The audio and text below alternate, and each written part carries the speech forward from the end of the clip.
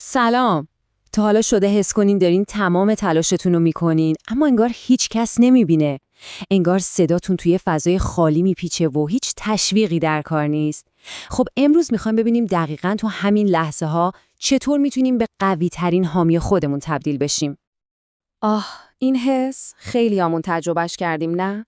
اینکه حس میکنی درکت نمیکنن، تلاشت رو نمیبینن و انگار تو موندی و رویاهات، یه حس انزوای خیلی عمیق. ولی میخوام یه چیزی بهتون بگم. این نقطه اصلاً آخر خط نیست. دقیقاً همینجاست. یعنی اون لحظه‌ای که دیگه تشویق از بیرون نمیاد و شما با خودتون تنها میمونین، یه فرصت بی‌نظیر به وجود میاد. فرصتی برای اینکه بالاخره صدای درون خودتون رو بشنوین. این سکوت در واقع نقطه شروع ساختن یه خودباوری واقعاً محکمه. خب، حالا سوال اینه که چطور این صدای درونی رو پیدا کنیم و مهمتر از اون تقویتش کنیم. با یه تغییر نگاه خیلی ساده اما قدرتمند. تمرکزمون رو از اینکه دنبال تایید بقیه باشیم برمی‌داریم و میاریم روی ساختن یه باور محکم درونی. این همون چیزیه که کل بازی رو عوض میکنه.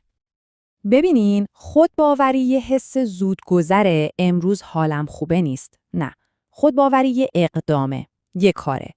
یعنی اینکه بتونی قدم بعدی رو برداری، حتی وقتی هیچ کس برات کف نمیزنه، حتی وقتی کسی تاییدت نمیکنه و حتی وقتی کسی اصلاً نمیبینه. این یعنی شما برای خودتون حرکت میکنین، نه برای نمایش به بقیه. این مقایسه رو ببینین، قشنگ تفاوت رو نشون میده. میدونین حتی موفق ترین آدمای دنیا هم روزایی رو داشتن که هیچ کس باورشون نداشته. فرقشون چی بوده؟ اینکه به جای اینکه منتظر باشن بقیه باورشون کنن، سعی کردن خودشون رو به خودشون ثابت کنن. قدرت رو از دست بقیه گرفتن و دادن دست خودشون. جالبه بدونین تو روانشناسی برای این یه اسمم دارن. بهش میگن منبع کنترل درونی یا internal locus of control. یعنی چی؟ خیلی ساده است. یعنی به جای اینکه فکر کنی کنترل زندگیت دست اتفاقات بیرونی یا نظر بقیه است، باور داری که خودت فرمون رو دستت گرفتی. این یه تغییر فکری فوق‌العاده قدرتمنده. خب، تا اینجا فهمیدیم چی مهمه و چرا. حالا بریم سراغ بخش هیجان انگیزش. چطور؟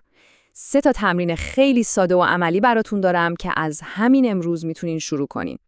تمرین اول اسمش هست دفترچه باور.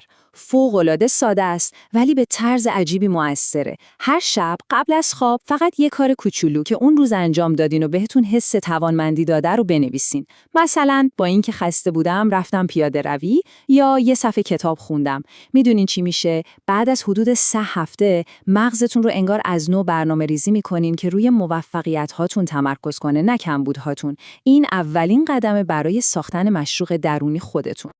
خب بریم سراغ تمرین دوم، یعنی مبارزه با اون منتقد بدجنس درونمون. هممون یکی از اینا داریم نه؟ اون صدایی که میگه تو نمیتونی. هر وقت این صدا اومد سراغتون خیلی آگاهانه جوابشو بدین، اما نه با جنگ و دعوا، با مهربونی. بگین آره میدونم این کار سخته ولی منم دارم یاد میگیرم. این روش که از یه مفهوم خیلی قشنگ به اسم خودشفقتی میاد معجزه میکنه. و تمرین سوم که خیلی تصویری و ملموسه، یه تیکه کاغذ بردارین، وسطش بنویسین من. حالا دورش هر چیزی که شما رو شما میکنه بنویسین. مهارت‌هاتون، تجربه‌هاتون، ویژگی‌های مثبتتون. این کار یهو بهتون نشون میده که شما خیلی خیلی بزرگتر از اون چیزی هستین که شاید بقیه میبینن. شما یه مجموعه فوق‌العاده از تلاش‌ها و نقاط قوت هستین. خیلی خوب، همه اینا رو گفتم که به این نکته آخر برسیم. به نظر من این مهمترین پیام کل این بحثه. پس خوب بهش گوش کنین. شما همین حالا کافی هستید.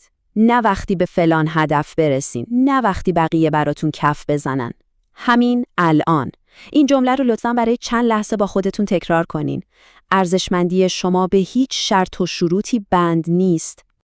یادتون باشه خودباوری یه چیزی نیست که یه روز صبح از خواب پاشین و بگین آهان بهش رسیدم. نه، خودباوری فراینده. مثل ساختن یه ساختمون میمونه. هر روزی که با وجود تمام شک‌ها و تردیدها یه قدم کوچیک برمی‌دارین، دارین یه آجر روی این ساختمون میذارین.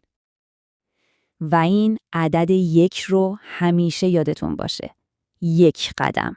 فقط 1 قدمی که خودتون برای خودتون برمی‌دارین از هزاران کلمه تایید و تشویق دیگران ارزشمندتره. چرا؟ چون واقعیه. چون مال خودتونه. از درون شما میاد. و در آخر میخوام این سوال رو از خودتون بپرسین. نمیخوام فکر کنین که باید کوه رو جابجا کنین. نه، فقط از خودتون بپرسین امروز اون یه قدم کوچیک و ارزشمند من برای خودم چیه؟ پیداش کنین و برش دارین.